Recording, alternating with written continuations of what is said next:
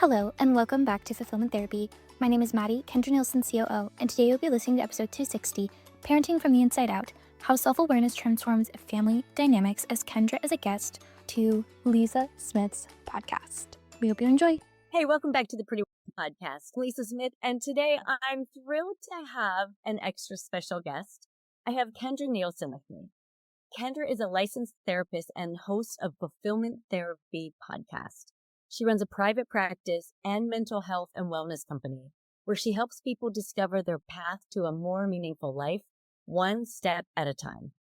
As a wife to a therapist and a mom of 4, Kendra knows firsthand the challenges of balancing family life. She teaches parents to take control of their growth and create a more fulfilling life for themselves and for their families. By sharing how to lean in and become the best versions of themselves, Kendra inspires others to live with greater purpose and intention, living a life without regret. Welcome, Kendra. Thank you for coming on today. Thank you for having me. I appreciate it. Yes, I'm really excited to talk with you. Tell us about your private practice and your mental health and wellness company, and then how that relates to your podcast. Sure. So I don't even remember when I started my private practice several years ago, and my online business in the last couple of years as well. It started when my brother died pretty tragically, and my dad died too when I was younger, both very tragic, very sudden. And after my brother died, I realized I was living, I don't want to say half a life because that wasn't true. I was doing my best. And I realized how many excuses I had been making. And I realized that time is short. I think we all realize that to some degree when there's tragedy, when it strikes. And I just stopped making excuses. I started, like you just mentioned in that bio, I started to lean in more and challenge some of those things that I was doing, or more accurately, what I wasn't doing. And so I decided, no, I'm going to stop making these excuses. I'm going to start this online business. I'm going to start creating a passive income, become the leader that I feel like I want to be, I need to be, but I hadn't yet at that point. So this business is all about helping others become their best selves, even in therapy, helping other people overcome trauma or marriage problems, anxiety, depression, a lot of those things that keep us stuck and prevent us from living our best life, becoming our best selves, and living without regret. Very powerful. You had to get to a point that there was some catalyst or combination of things that became the catalyst to spur you on, huge life 180, to recognize where you were and to say, this isn't the life I want, and I'm going to put things in place to change it. What was it? Was it simply just a realization, or were there other things that were leading you to start to make these dramatic changes? I think it was a combination of things. I think it was a string of different things leading up to that. Like I had 4 children, and there had been a lot of things that I was working through personally that had kept me stuck, like wondering what it is that I was wanting to do and how I could best do that. Just course correcting along the way and feeling like there is a lot of these little forks in the road. Okay, where do I want to go? And slowly but surely it led me there. But yeah, it was honestly the biggest decision for me came after my brother's death, for sure. That was the biggest moment where I'm like, okay, there's more for me to do out there. There's more people for me to help. But I still think it's interesting that I didn't jump fully into trauma or helping people. Like my brother died from an overdose, helping people with addiction. But it was more about the solution focused part. Like, how can I help people? That second part. I don't know if you are aware of Maslow's hierarchy of needs. Or do you know about that at all? I do. I was a psych major undergrad, so that and $2 will get you a cup of coffee at Starbucks. But a lot of people are aware of it, essentially. But I realized that I was spending so much of my time, not only me personally, but other people that I was coming across, clients, different people. And we were getting so stuck in those primary needs instead of those growth needs. And for those listeners that don't know much about it, if you're so focused on finding shelter, finding food, creating that stability with a job, all of those things, that's the bottom of the pyramid, and that's fine. And it's hard to focus on other things. It's hard to focus on finding fulfillment. And my podcast is called Fulfillment Therapy. So it's all about the top of the pyramid that is more about that creativity, becoming your higher self, becoming who you're meant to become, that self-actualization, It's doing those things, making sure those other things are in order so that you can live more fully instead of just putting out the fires your entire life. I don't know if your listeners are any different than mine, but sometimes we're just so focused on putting out those fires that we forget that there's so much more available to us. I agree with you. I do believe that we get so bogged down with the day-to-day life, and we all have different types of traumas, whether it's big T or small t. We all have different things in our past and our present that we can get stuck in. Along those lines, you do work with trauma and mental well-being and healing. How does unresolved emotional trauma, how does that manifest physically or into life? What do you see in your practice? Yeah. How that affects people deeper, not like the obvious stuff, right? Yeah, absolutely. I'll give some personal examples and then with clients too. What I see is that often we get hyper focused on things, but often the wrong things. A lot of my clients get very busy. We get really focused on maybe kids or career or different things, and we put all of our energy and thoughts and all of us pretty much into these things instead of focusing on what can bring, like I talked, greater fulfillment. So we often do that because we are trying to avoid those deeper wounds that keep us from really thriving. So again, I'll go back to a personal example. I still have to be aware of this, but I really like to be productive and busy and a high achiever. But sometimes that is trauma related because of different things that have happened. That's my dopamine fix, the thing that I can quickly do to feel better in the moment. But long term, is that going to give me true joy and happiness and fulfillment? No, while these are some things that I value, there's other things that matter more, like family, faith, whatever your top values are. And sometimes I'm avoiding those things when I'm not doing that deep work to work on those other things. I've done a lot of trauma therapy because of the things that I've struggled with, challenges like whether it's abuse, neglect, healing from the death of my dad, my brother, very suddenly. That requires deeper work. And when you don't do that, you are just putting on a lot of band-aids. And again, talking about that pyramid, you're not going to get to that point of really thriving when you're just covered in band-aids. That makes total sense. Yeah. And it resonates a lot. Some of us tend to be workaholics. Me, I am one. And I do think that may come from a place of, I know what to do there. I know how to succeed there. And that feels good. That feels like I'm doing what I'm supposed to do. And I do think sometimes there's confusion. I know for myself, I know there are different areas that need deeper healing, but don't even know how to go about it. You know what I mean? So there are so many different things we all try in life because we all know, oh, this is an Achilles heel of mine. This thing has badgered me for years. You're just in the back of my head. And you might try different things, but maybe you're still like, I don't know that modality or that method really, or that person that I've worked with really, I didn't get where I thought I would get. I'm still badgered by this Achilles heel. So what do people do then if you don't really know what to do? Great question. I, of course, because I'm a therapist, would always recommend starting with therapy. But yeah, there's lots of different ways. I actually just recently had a podcast guest that even talked about yoga. Like there's something called karma yoga. And I was like, I didn't even know, but it sounds very much like trauma therapy. So it doesn't necessarily have to be this traditional route of a therapist, but there are specific trauma therapies that you can do. There's EMDR, hypnotherapy, just brain spotting. There's a lot of different things that you can do to get help to do that deeper work. But say you don't have access to one, which pretty much everyone does now is telehealth, but maybe you don't want to go that route. There can even be other forms that will help a lot, like journal writing, even if it's audio, that helps so much. There's so many studies that talk about how that can really help with processing. That can be a really good friend that's not just fueling the fire of just building up resentments and anger, but that will help you like work through it in a productive way. I would honestly just suggest therapy the most to do that deep work to really feel like you can thrive. And again, I'm going to go back to a personal example. I didn't realize how much I needed it, but if you feel that you're often triggered, you're often reactive, like you have this big response, even if it's just snapping at people a lot when certain things are brought up and you're like, oh, where did that come from? There's this quote by Mark Groves. He said, when you get reactive, get curious. You have a wound that is waiting to be healed.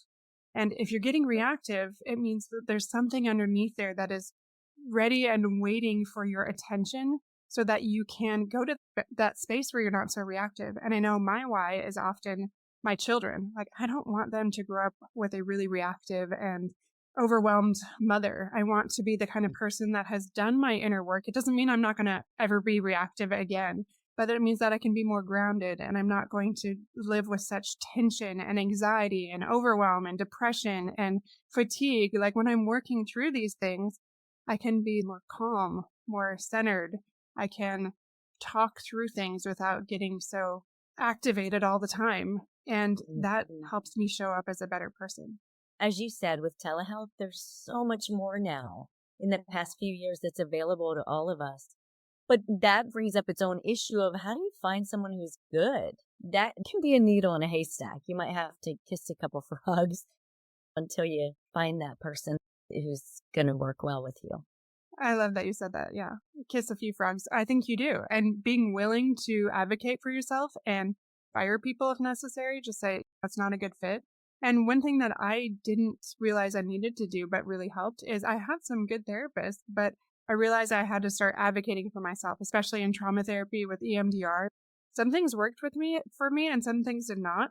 And over time, I got more bold about, no, this actually works better, even though this is the way you like to do it. This works better for me. So being able to say those things and recognize that you're paying here, you can share what works for you and what doesn't. That's good. And that brings up another point that so many of us, especially as women, we grow up really becoming quite effective people pleasers. Like, that becomes just this under the radar where we don't even know we're doing it until we hear ourselves out loud and we're like, did I just say that? I don't really want to do that. Why did I say I would do that? And I feel like that can carry, depending on our level of people pleasing. I am a recovering people pleaser. Believe me, it's a battle. But I feel like we need to remember that in all situations, even in a situation in therapy or in a medical appointment or somewhere that we tend to defer to the expert, that we need to actually stand up for what's resonating or not with us inside. Absolutely. And I love that you speak to the people pleasing part, because that's a lot of my clients. That's definitely me. I've had to let go of a lot of that. And sometimes when we let go of that, sometimes we even overcorrect, where then it was like, oh no, me, like I haven't focused on me for a really long time. So it's hard to find that balance for sure.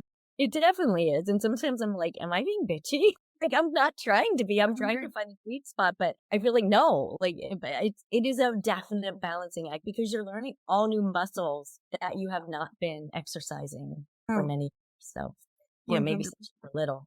Yeah. So what do you find to be a thought, a myth, anything like that's keeping people stuck in poor health, poor mental health, and poor, it can affect relationships, physical health, whatever? I could go so many directions because each one of us has a lot of limiting beliefs. But I teach a lot on ownership, or the victim cycle that we get stuck in. And we all have our favorite ones that we like to focus on. I'll give an example even for me, because it's what I hear my clients saying a lot too, is the big ones are, I don't have enough time, I don't have enough money, and this hesitancy to put resources into ourselves that we would absolutely put into other loved ones, whether that's kids, whether that's a best friend, whoever that might be. And yeah, just very willing to do whatever we can for somebody else, but to apply that to ourselves and then to recognize, okay, I can only control myself. I can only control my side of the street. And if I am a threadbare mom, and if I'm an exhausted employee, whatever I am, like, this is something that is mine to take ownership of. And what can I do to do that? So it could be something different for every person. But for me, it was like, okay, I need to take ownership of this then. I can't keep blaming my husband for maybe not being around as much. I can't keep blaming my kids when they're just these little humans. What can I do on my side? And I started small. I started listening to podcast episodes for mental health and wellness. I started to then read books. And then I started to realize what was helping me come alive. And I broke that down. And that's one thing that I talk a lot about to clients and on my podcast too, is getting really intentional, really specific about what it is you want. How are you going to live your life to the fullest? For example, Lisa, I don't know what you would do if you knew you're going to die in 10 years, like how you would live your life differently and how you would shift things, where you would change your priorities, you would change your daily structure. With my clients, I get really intentional about, okay, how can we take more ownership? How can we live, honestly, just more intentionally without staying in that stagnant state, without just getting stuck in surviving instead of thriving? I know that's the buzzwords right now, but we do get really stuck in that mediocrity, that stagnancy. And unless we're progressing, we will not be happy. We'll just, that's where we stay stuck in anxiety, poor health, depression. All of those things result when we are stuck in that stagnancy and not taking ownership. Yeah, there's so much there. There's so much to unpack there. Let's just take a step back. When you made a great point and said we'll often allocate resources to someone else we love. When it comes to us, we say, I just don't have the money for that. Now you would have it for one of your kids or someone else that you love. But for yourself, you're like, that is connected very deeply to self-care, genuine self-care. And we know self-care is important. It is another buzzword of, oh yeah, I know I need to take better care of myself. But in reality, I think a lot of times we feel guilty if we do things for ourselves, or we just don't want to take the time. We don't want to spend the money. So how can we begin to shift that to where we are prioritizing ourselves and our wellness? Yeah, that is another good question. And a lot of us do get stuck on this. How can we prioritize ourselves when it's so much easier to prioritize other things? Usually people, but often work, often whatever it is that feels easier. Maybe we don't have to like put much thought into it. It's just something that we do. For my clients, I often tell them to get still. I guess I should start there. A lot of this just comes with stillness, and we don't like stillness, especially in our culture. I'm guilty of this too. Me and too. to really get still about, okay, what is it? Again, what is it that I want? But also, what's keeping me stuck? Talking again about those limiting beliefs. And I encourage them to come up with some mantras that they can say to themselves when they get stuck. One thing that I do for this specific thing that you're talking about is I say, okay, imagine that, like if you have a child, I want you to imagine that child grown up, or maybe a best friend or a niece, a nephew, somebody that you really love and care for.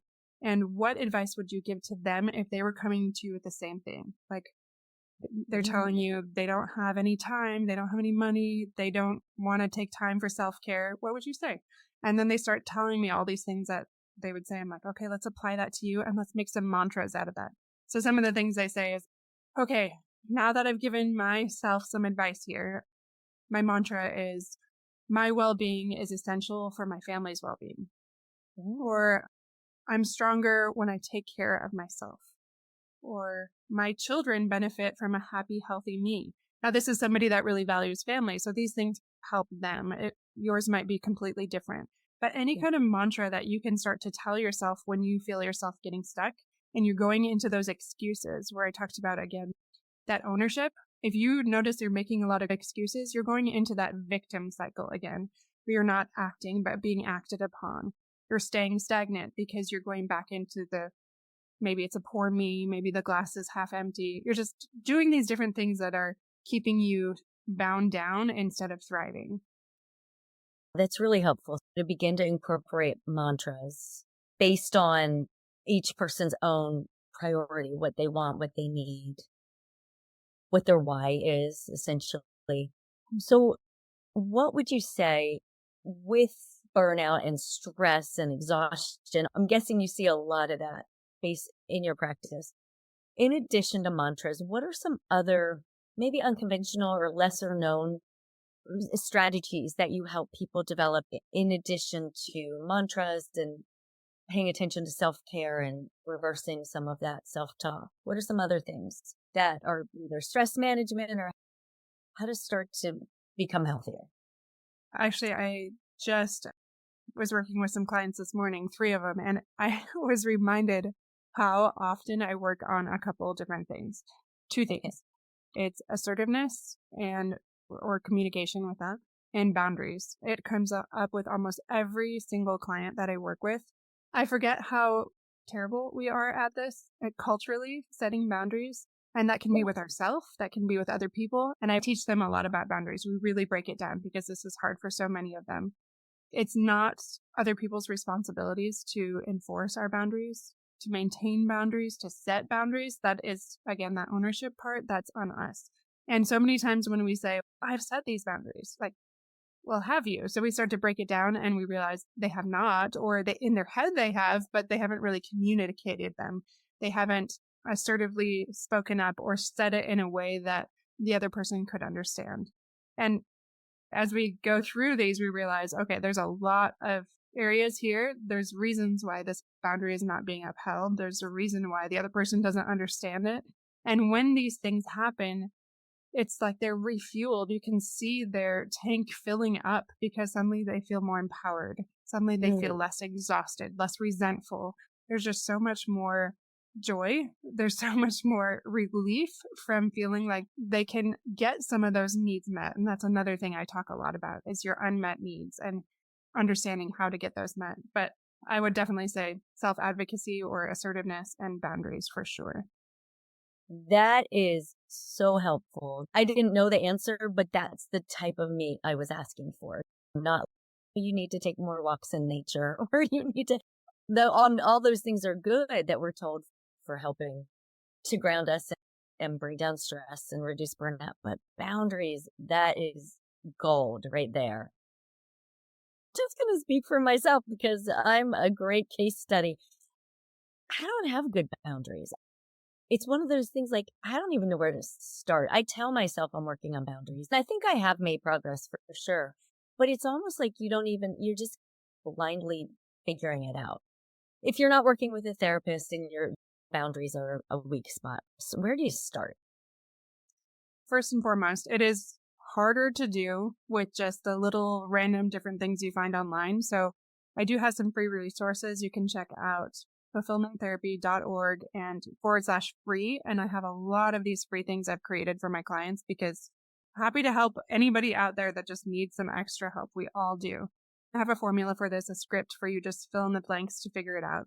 But it comes down to getting clear on what you value the most because you need to know what it is you want to protect. If you don't know, then you're confused why you're so reactive all the time. Like for me, it is family. It's fun. I love to have adventure and have fun and play. And it's also freedom. If I don't have autonomy and some sort of freedom and time to do my own thing, I'm much more tense and irritable.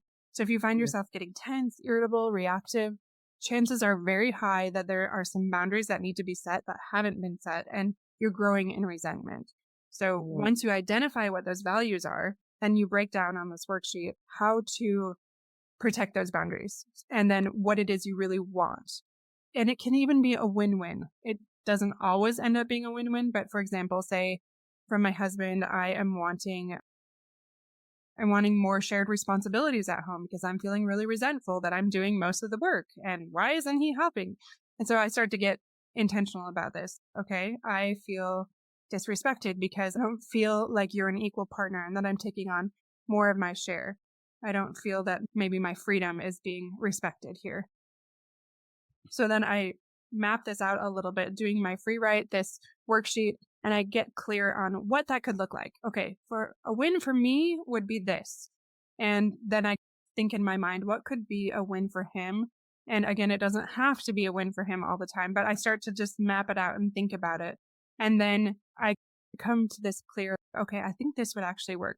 And then I go to my husband, and this is the self-advocacy part. This is the standing up for yourself assertively and saying, this is how I'm feeling. And this worksheet helps you break it down like that too. This is what I'm feeling. This is what I value. This is what I want to protect. This is what I'm thinking would help with this. What do you think? And then collaborating, being willing to be flexible, but then sticking to that boundary. And that takes sometimes a few therapy sessions or coaching sessions to help them because we're not always great with that. But that's the meat of it. But hopefully that helps you understand a little bit. That's awesome. Yeah, I love that you provide those free resources. That's something, guys, I'll have the link in the show notes, but that's fantastic. So let's talk about, you've worked with so many different people Is there a personal transformation that you could share with us that you've seen that you're really happy with? Or maybe from a HIPAA standpoint, you just want to do almost like a collage of these are some of the things I've seen. Absolutely. Yeah. The first person I thought of is one of my clients. This was, about a year ago. And he came in, he was obviously a more extreme case in this regard, but he was stooped. He was just really struggling. He was suicidal at the time, just feeling like there's no point to really living, just really low, and had never seen a therapist. And so we started to talk about some of these things. We did some trauma therapy. We really got intentional about what it is he wants, what he would like to have more of in the future, how he wants his life to be different, and really getting clear on what that looks like, because he hadn't broken it down. He hadn't gotten still. All he could think about was the loss, how his life wasn't what he wanted it to be. And instead we became creators in a sense. Like, okay, what can you create to get more of what you want? How do you want to change it? So focusing again more on that ownership, plus that trauma therapy, taking off those band-aids and doing some of that deep work. I wish I could have taken a before and after, but for HIPAA reasons, I could not. But it was incredible. This guy went from being a frumpy, not very attractive person to literally being chased by a lot of women. He was so different. Like, he stood tall. He was like tan. He would go on all these vacations by himself. He became really fit because he just got addicted to all these amazing things out there that were building his life, and he just jumped in fully. And I was just in awe. I'm like, that is incredible. And honestly, it was a relatively short span of time, and this man was just glowing by the end. And I don't even want to say this is Kendra. This was really just a willingness to take ownership and stop making excuses for the things that had gone wrong in his life, and instead doing what he could to change his part. And he totally did. And it was so beautiful to see. I love that. It's awesome. We only have one chance at this life, and to go through it and get to the end with regrets that were regrets we could have done something about. That is the most heartbreaking part of all. But to see someone actually take the tools and transform his life, and I'm sure you have many, his and her. Fantastic. I love that story. Thank you. Yeah, I was very impressed. I wish I could help all people like him that are ready to go, but we're not all there, are we? But the good news is wherever we are, we can still have transformation. It might not be his transformation, but it's transformation. If we begin to identify where we are, and it's not where we want to be, so identify where we want to be. So some of the top tools we've taken away just from talking today: mantras, writing down some mantras, but maybe let's switch the order a little bit. So identifying what we want that we don't have, and then using self-advocacy or assertiveness to be able to get it there, and then also identifying what boundaries we need to put in place, and then also bringing self-affirmations in. That is all life-changing right there, guys. You could take any of these things and that can be life-changing, but also then the tools that you offer for free, I'm going to go check out, and I appreciate that you put them out there to have the impact that you're having. Is there anything else we're missing? Anything else you want to add on today before we wrap up? Any other tools that you love? Yeah. I was going to say no, because those will give you plenty of work for sure. But I think the last thing probably would be just to give yourself some grace, because sometimes when you hear all these things, you're like, oh my goodness, I have so much work to do. Like, how am I going to do all this? I'm already so threadbare. I would just start small. I'm such a big advocate in incremental growth, just focusing on that 1%. James Clear talks about that. If you just focus on changing 1% each day, that'll be 37 times better at the end of the year. And I think that's incredible. So just focus on that tiny thing that you can do, even if that's maybe 5 minutes of intentional journaling where you focus on how can I take more ownership? How can I be more of an advocate? Just asking yourself those little questions every day. Whatever your 1% is, focus on that and give yourself grace when you mess up. Probably the best thing I do with my kids is say, I'm practicing too, and I apologize all the time. Like, I'm learning, I'm sorry for my part, and I take ownership and I just keep trying. So that's all we can do. Yeah. James Clear, I'm a big fan. Atomic Habits is his incredible bestseller. But then also there's another book. It's an older book that talks all about what you just said. It's called The Slight Edge by, I think it's Jeff Olson. And The Slight Edge is fantastic. And it talks about, if we look at, let me see if I'm on video, those little decisions we take every day, they do one of two things. They either take the trajectory up or they take the trajectory down. But those little tiny decisions that really seem meaningless to us at the time, they're building a groove that's taking us one way or the other. So I love the James Clear example where we can get so much better just by that little 1% every single day. And if we have a day we don't, it's okay, because tomorrow's another day. And we just need to get back on the horse and get back at it. How do people find out more about you and connect with you, work with you, all the things? I'll have it in show notes, but in case anyone likes to write when they listen, I like it. I'd like you to share that. Of course. Yeah. So you can check me out on any podcast platform, Fulfillment Therapy, and also at Fulfillment Therapy on Instagram. Really just do that search and you can find me on all the socials, my website. So yeah, check those out. I think those are most of the places. Hello at fulfillmenttherapy.org if you want to email us. Perfect. Thank you. All right. This has been delightful. Thank you for joining in today.